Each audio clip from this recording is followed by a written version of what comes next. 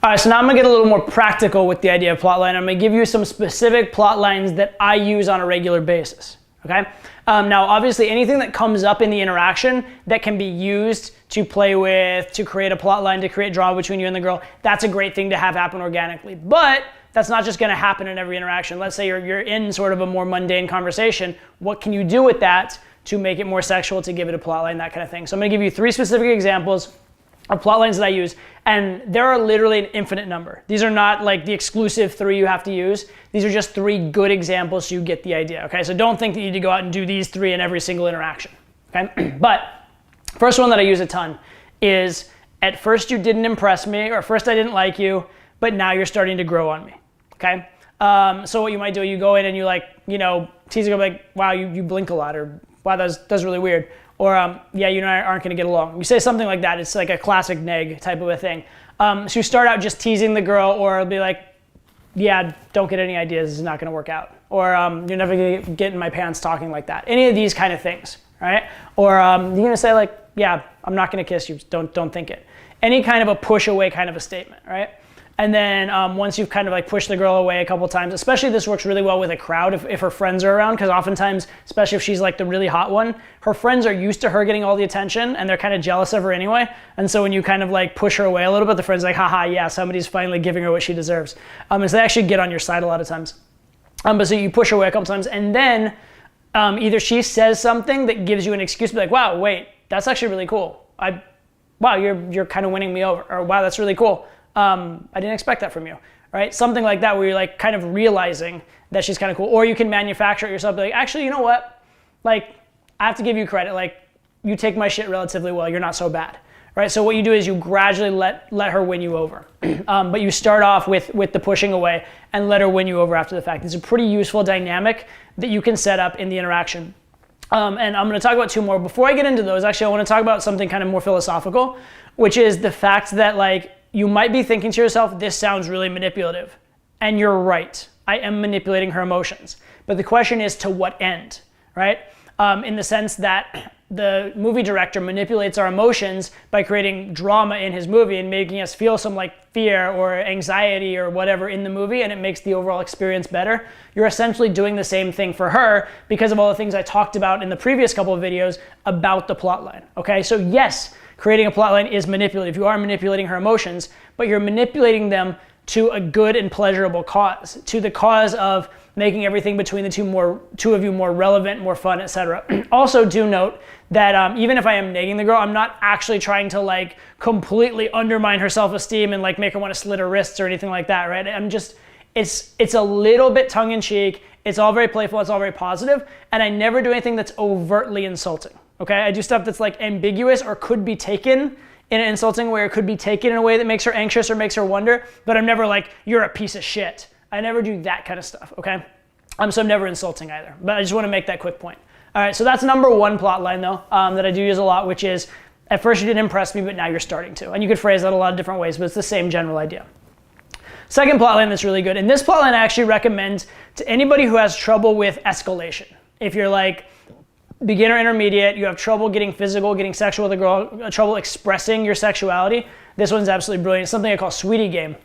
And the idea here is that you're essentially playing the role of sort of like, I don't want to say sex addict, but something along those lines. Think of it as like hopeless romantic. Like you're trying so hard not to be a player, you're trying not to get attracted and get embroiled in another thing with a new girl, but you just can't help yourself because you love women so much. Okay, something along those lines is what you're playing. And so the way this would play out is you could give a girl like a compliment, but oh, you're so cute, stop being so cute. Like seriously, like I'm trying so hard not to like you, let's not do this. So instead of it being like you don't like her at all, which is the previous plotline, in this case it's you like her a lot, but there's this other external obstacle, which is you sort of resisting yourself or resisting your desire or not wanting to get into anything with her because you have your own personal things, you want to take it slow, that kind of stuff. This is very similar to stealing the frame that a lot of girls use. A lot of girls use this when they get attracted to a guy, and they're not using it, they're actually feeling it, right? Which is that they're attracted, but they're worried about it'll make them look slutty, or they're worried how they'd be judged, or they're worried about getting too emotional and then getting hurt, right? So you're kind of flipping the script and playing that role, and that can be very, very, very useful, very, very powerful, because now you're taking what would normally be this very like straightforward, obvious escalation, and because you're throwing up these barriers, because you're creating this tension and drama throughout the process, you're making it much more engaging for the girl, and you're putting in her mind this little bit of wonder as to whether or not she can actually have you, or whether or not it's actually going to work out. And that makes the experience so much better for her. Nobody wants to watch a movie where they already know the end of the movie at the start, okay? You want some surprise at the end of the movie, and having this drama, having this tension helps to create that surprise and make the whole experience better for everybody. Okay, so that's the second one is, I really like you, but I'm trying not to, or I'm holding back, or I've been hurt, or whatever, something along those lines. Okay, so that's plotline number 2. That's very, very useful. Use it a lot. I actually use that more so earlier on in my pickup career, but I still do use it. And I like to use it later on. Like maybe I'll use that as a sub-plot line now after the girls won me over. So maybe I'll use the two of them together, right? So the first is, you're not impressing me. Oh, now you're starting to win me over. And then later on, to make the escalation not so like formulaic, I'll maybe use, I like you, but I still am not so sure. I'm still holding back. And it's actually very congruent with the initial one as well. So that's pretty good as well. And then the third plot line I want to throw out is kind of like a funny, fun one that you can do. But when I've done it, it's actually been massively effective. But I just want to show you how kind of extreme you can go with it, and how silly and funny you can go with it, and how it doesn't have to be real. Like the girl doesn't have to fully buy into every bit of it. It's all about giving her the experience. So the third plot line I want to introduce is walking up to the girl and just pretending she's your ex-girlfriend. Just literally pretending there's some past relationship there that doesn't exist. You just walk up and be like, oh my God, what are you doing here? It's been so long, it's so good to see you. And you just literally act as though she's your ex-girlfriend. Or like, you'd be like, I have to say, like, you're looking amazing. Have you been in this? Wow, I'm overwhelmed. Give me a second, right? Actually play it out as though she actually were this thing. And now she knows she's not your ex-girlfriend. She's aware of it. And she might be like, do I know you? And that kind of stuff. And if at that point you break the frame and you're like, no, I'm just kidding. You could do that and still be fun and still be cute. But the really fun way to play is be like, oh God, look, I know we ended badly, but do you really have to go there, right? And keep playing it. And at a certain point, if your frame is strong enough, and because this is important, because it's so much fun for her, a lot of times she'll get into it. Like she's not actually convinced she's your ex-girlfriend. She knows she's not. But she will actually start playing along. She'll be like, yeah, I know, I was bad too, da da da da da. And now you're golden, because now you have this whole like make-believe fun world where you can play and you can have fun and you can be flirty. And because it's not you being flirty, in reality it's not her being flirty, it's this couple that doesn't really exist being flirty with each other. It opens up all these like areas where she can let her natural passion out and let her natural sexuality out without it being slutty. And it just makes the whole process more fun. It introduces drama, it introduces tension. And again, she knows it's not real, but she goes with it because she enjoys it, okay? And also the fact that you were able to keep the frame and be fun and be funny within that frame conveys so many positive qualities about you. So that's a third sort of plot line you can adopt. Now, do you have to do something like as cheesy as that last thing, like implement this like crazy outlandish plot line in every interaction in order to get the girl? No, you do not, okay? Do you even have to like be quite as like overt and formulaic as I've been explaining these 3 plot lines? No.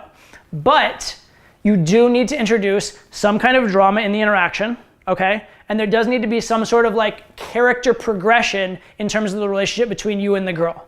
If that doesn't exist, you're gonna have massive trouble, okay? I'm gonna give you now the most baseline way to do this, which is completely without any like formulaic plotline, which is what I call verbal escalation, which means going from I to you to we. So when you're first talking, you're talking about yourself and using the pronoun I, as in talking about myself, and there's no risk there because she can't object to anything with the pronoun I attached to it. Then you start using the pronoun you, talking about her. You're this, you're that, you're the other. And now it's a little more intimate for her.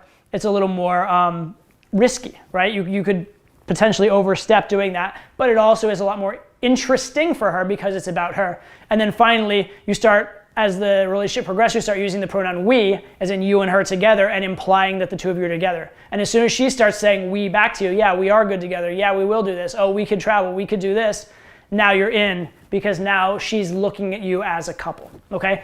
So that's another very simple form of plot line that tends to happen naturally and organically in interaction, which is you are these two separate people, and eventually once you acknowledge that there's something together, you start using that other pronoun. So that's a very, very simple, not nearly as formulaic one that kind of happens naturally. So these plot lines, they don't have to be this crazy construction. I'm telling you those as an illustration, but the thing that must happen is there has to be some kind of drama and tension, and there has to be some kind of progression in the relationship. That's absolutely critical.